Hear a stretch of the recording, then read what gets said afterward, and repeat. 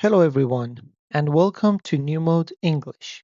In this video, I'm going to talk about a very important grammatical structure in English language, very important grammatical point to be exact. And this point is about the difference between past simple and present perfect, specifically in usage. In the first part of this video, I will talk about present perfect, its form and its usages. And in the second part of this video, I will tell you about the differences between simple past and present perfect. So let's start. Present perfect forms. Okay, I've cooked dinner. As you can see, I've is a short form for I have. So literally in speaking, we can shorten the two words I have into I've. So I've cooked dinner. He's finished his homework. It is shortened into his, which is he has finished his homework. So his is the short form of he has. These, contractions or short forms can be very useful in speaking. In everyday speaking, we tend to use short forms or contractions rather than longer forms. However, in writing, our preference is always to use longer forms, the forms which are not contracted or shortened into I've or his. In other words, do not use I've or his in writing, but you can use them in speaking. So, short forms are has apostrophe s in written form. If you want to write it in a sentence with your pens or pencils, or you want to type this in written form, we have to use apostrophe s. For have, we have apostrophe ve, and have not is contracted into haven't. Note that short forms are not used in positive short answers, and it is a very important point that you have to consider. In speaking, in positive short answers, we do not use contractions. As you can see here, we have you washed the dishes yet? Yes, I've. This is a wrong short answer. In short answers, we do not use contractions. So the correct form is, have you washed the dishes yet? Yes, I have. Okay, let's talk about the uses of present perfect. Number one, we use present perfect to talk about past events when time is not mentioned. So we talk about past events when time is not mentioned. Okay. We use the present perfect to talk about past actions or events when time is not mentioned, which means that we don't say when these events happen. So present perfect is used to refer to past actions, but the time of those actions are not mentioned or are not important. Examples are, I've broken my arms. You know that this happened, but you don't know when exactly I broke my arm because I use present perfect, and present perfect doesn't mention the time.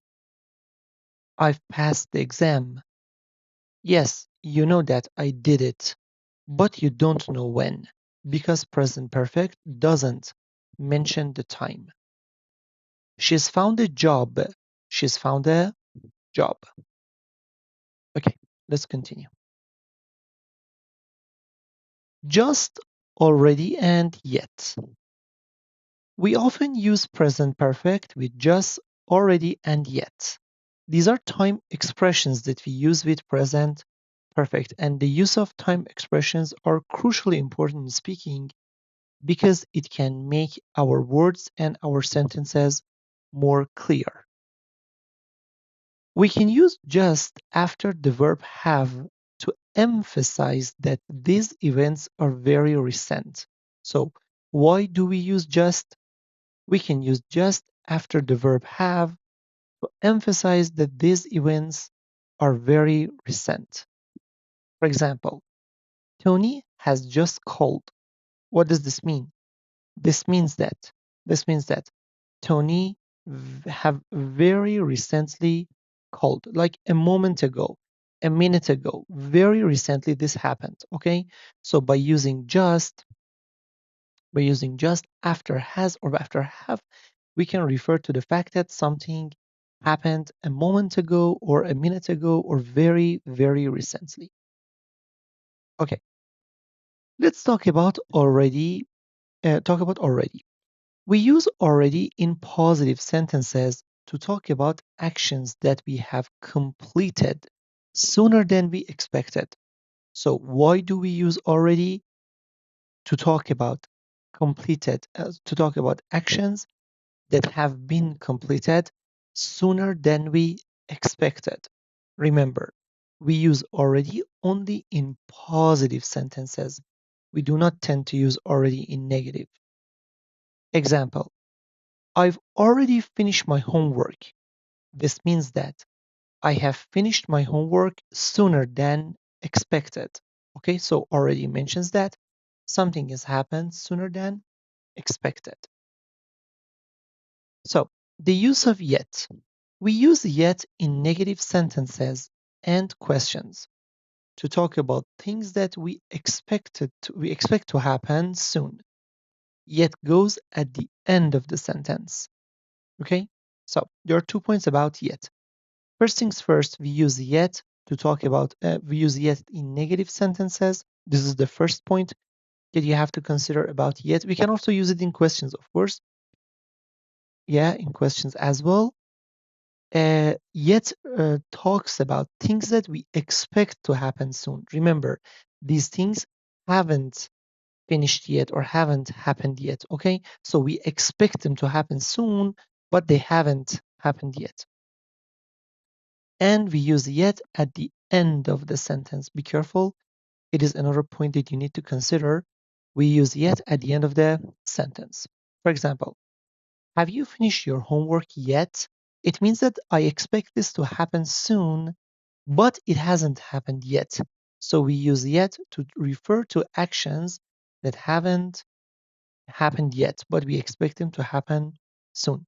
As you can see, I have used yet at the end of the sentence.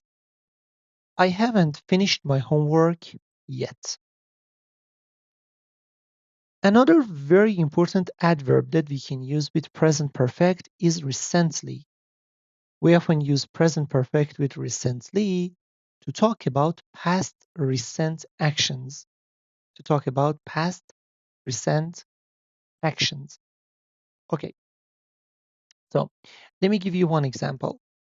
They've recently bought a new car. What does this mean? It means that buying the car happened very recently. Like for example, maybe yesterday, this morning. Okay, very recently. They've recently bought a new car. Okay. We can use today, this week, this month, and this year as time expressions with present perfect. And we can use the present perfect with these time expressions when time we mention has not finished. So when we use today, this week, this month, this year, this means that the time that we mentioned has not finished yet. Example, I've seen John today means today has not finished yet. We are still in today. Okay, the day hasn't changed. Has she called this week? It means that now we are in this week yet, and the week hasn't finished yet. That's why I'm asking this question. So we can use present perfect with time expressions such as today, this week, this month, this year, when the time we mention has not finished yet. Remember, it means that we are still in today. Okay? Okay? The day hasn't changed. We are still in this week. The week hasn't changed. Past experience with never ever before. Past experiences with never ever before. We use present perfect to talk about past experiences when we don't say or we don't know when something happened. We use present perfect to talk about past experiences when we don't say or we don't know when something happened. So, when the time of the action is not clear, we can use never, ever, or before. Example: he has been to the moon. He's an astronaut. I haven't been to the moon. Sorry, he has been to the moon. He's an astronaut. Or you can say he has been to the moon before. Okay, so I have been to India. We can make it negative. I have never, okay, been to India. Okay, so past experiences, but we don't know the time. So the use of never ever before can also be expanded to the fact that we often use these words to talk about experiences with, I mean, negative meaning with positive meaning. For example, we use never with a negative meaning that it has. We use ever with a positive meaning that it has. We use before when we want to mention that something has already happened and stuff. For example, I've never read this book, or you can say, I've never read this book before. Okay. Have you ever seen a John Wayne film? Have you ever seen a John Wayne film? I haven't experienced anything like this before. I haven't experienced anything like this before.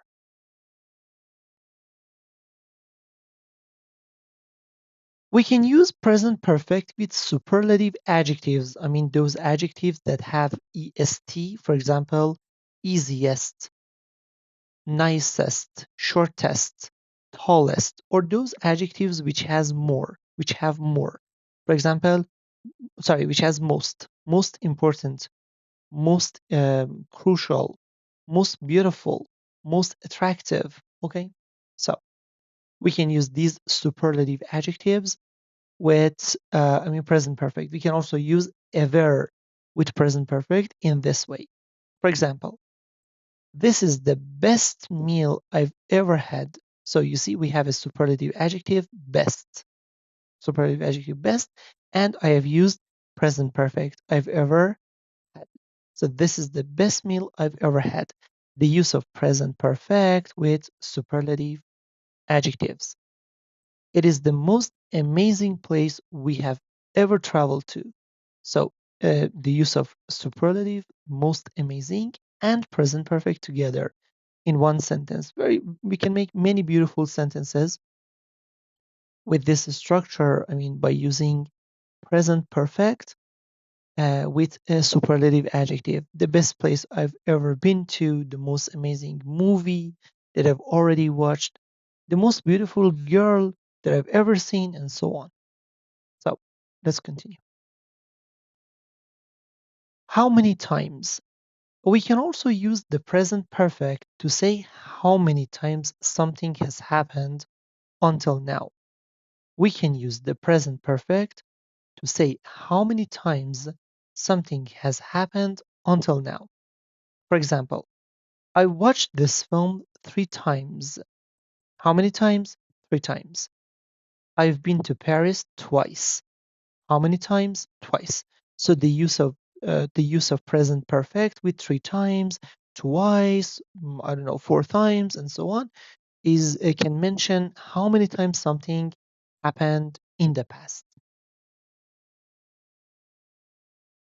Have gone to and have been to. Now, I want to talk about a complicated point about present perfect when we use have gone to and have been to. This is something that most students ask question about, and usually they don't know the exact difference between have gone to and have been to. I want to clarify. Please listen to me carefully, and you have to practice, of course, later so that you can learn them much better. We say someone has gone somewhere when this person is still away. I mean, that person hasn't returned yet. And we say someone has been somewhere when this person has already come back from that place. Again, I repeat, We say someone has gone somewhere when this person is still away. The person hasn't come back yet. And when we use someone has been somewhere when this person has already come back from that place. Let me give you two examples. Tom has gone to Ireland. He'll be there for a couple of weeks. So when I say Tom has gone to Ireland, this means that he's still in Ireland. He hasn't come back now. He hasn't come back yet. He's in Ireland now. We have been to Ireland 3 times. We love it. What does this mean? This means that we went there and came back. We are not in Ireland. We have just the experience of traveling to Ireland and back. And now we are in our own city. So this is the difference between have gone to and have been to. Duration from past until now can be expressed by using adverbs of time for and since. We can use the present perfect for with for and since and also how long to ask or talk about situations that started in the past and have not finished yet. Again, I repeat, we can use the present perfect with for, since, and how long to ask or talk about situations that started in the past and have not finished yet. Let me give you two examples. I've been married for 25 years. Okay, so when I say for 25 years means I'm still married. Okay, the situation hasn't finished yet. I've had this watch since I was a kid. This means that I still have the watch. How long have you been friends? So in all these cases, in all these examples, the situations haven't finished. So by using for and since and also how long, specifically in questions, we can mention that the situation or the situations haven't finished yet. Now, compare these two examples. I've been married for 20 years means we are still married. We were married for 20 years, then we divorced means we are not married now. Remember, we use for plus a period of time, okay? And we use since plus moment in the past. So let me just make this easier for you. We use for with the duration of time, okay? And we use since with the starting point of the time. For example, so let me just read this part, of course. We use for with period of time or duration of time. For example, for 2 hours, for 3 days, for 10 years, etc. And we use since plus the starting point. For example, since 3 days ago and stuff. Okay, so since plus starting point plus starting point. For example, she's been my teacher for 3 years. The duration of 3 years. Okay, she has been my teacher. I've been unemployed since May. Okay, the starting point May. It is my unemployment started. From May or since May. I've lived in this town since I was born. So we use for with the duration and we use since with the starting point. Other adverbs of time or time expressions that can be used with present perfects include lately, all morning, all day, all year, etc. We can also use the present perfect with lately or with all plus period of time, such as all day, all morning, all my life, etc., to talk about actions that started in the past and continues in the present. Again, we refer to an unfinished action. Let me make this clear again. We can use present perfect with lately or all plus period of time, such as all day, all morning, all my life, to talk about actions that started in the past and continues in the present. by using these adverbs of times or time expressions with present perfect, we mentioned that the action hasn't finished yet. Examples are, she's been with me all day. It means that we are still together. Okay? So she's been with me all day means we are still together. I've been very busy lately. It means that I am still busy. So if some of my students ask me questions about the meaning of lately means the action refers to the fact that the action hasn't finished yet. I'm still busy. Okay, let's move on to the next point. Now, here's the big question. What is the difference between present, what is the difference in usage specifically between present perfect and past simple? When did it happen? So we want to mention the time. Listen carefully. We use the present perfect, not past simple, to talk about past experiences and actions when we don't say or don't know when they happen. Again, I read this sentence. We use the present perfect, not simple past, to talk about past experiences and actions when we don't say or don't know when they happened. So, as simply speaking, everyone, when you don't want to mention the time of the action, you should use present perfect. Don't use simple past. When you do not want to mention the time of the action, we should use present perfect, not simple past. For example, I've lost my keys. Did I mention the time? No, I didn't. Why? Because I use present perfect, and present perfect doesn't mention the time. I've been to a very nice restaurant.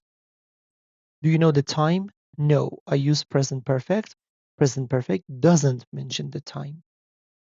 However, we use the past simple, not present perfect, when we mention or ask about when something happened or when the time is known by the speaker or the listener. So if you want to mention one specific time in the past, such as yesterday, 2 days ago, last week, last year, you have to use simple past. So when we want to mention the time, such as yesterday, such as 2 days ago, we must use simple past. For example, we've arrived yesterday is wrong because yesterday is a specific time. And when we have specific time, such as yesterday, we have to use simple past. So we arrive yesterday is correct. Adverb of a specific time with simple past. Did you get it? Very easy. Another example. When has the accident happened is wrong because we are asking about the time. When you are asking about the time of the action, you cannot use present perfect. You should use simple past. So we should say, when did the accident happen? When did the accident happen? So, and the last point, which is a little bit, of course, advanced, is about giving details in the past, and it is the fact that when you want to give details about a past story or anecdote or something that happened to you in the past, you have to use simple past. We use the present perfect to introduce past event or experience, but if you want to continue talking about the details or giving the details, we should use past simple. So yes, introduce the past experience or past action with present perfect. But if you want to continue your story in your speaking or the continuation of that story, or when you want to give details of that story, you have to switch to simple past. For example, I've been to the cinema. It is the introduction of my story. Okay. Now I want to continue the story. I have to switch to simple past. What did you see? I saw a very good film by and so on. Another example. Oh, I've broken my arm. So yeah, it is the introduction of my story. So now I want to continue. Yes, I have. So You've broken your arm. Yes, I have. How did it happen? Okay, so you see the rest of the story. And if you want to give details, you should say, like, for example, I was running in the yard, I tripped, I fell over. All your verbs for the details should be in the past. Okay, thank you very much, everyone. Thanks for watching this video. I just wanted to spotlight on the differences between uh, past simple and present perfect. I hope that you have enjoyed this video. You need to practice more. I will try to prepare a new video about some exercises related to some exercises about the differences between present perfect and simple past. And you have to do more practice. So one good thing that you can do, I don't want to make the video longer than this, but I just want to give you one piece of advice. Everybody, if you want to learn things that I have already taught you in this video, you had better make some sentences at home. It can really help you to master these points, the grammatical structures that I mentioned in this video. So please, in your free time or whenever you get to, please prepare or make some new sentences with different, grammatical structures that I've already told you, with different adverbs of time, such as lately and all morning and stuff. And these sentence making about your life, about your real life, can help you master this grammar. Don't forget to please don't forget to subscribe and like the video. If you liked it, of course, please like the video, and make sure that you follow my other videos in my channel, New Mode English. See you soon. Goodbye and goodbye.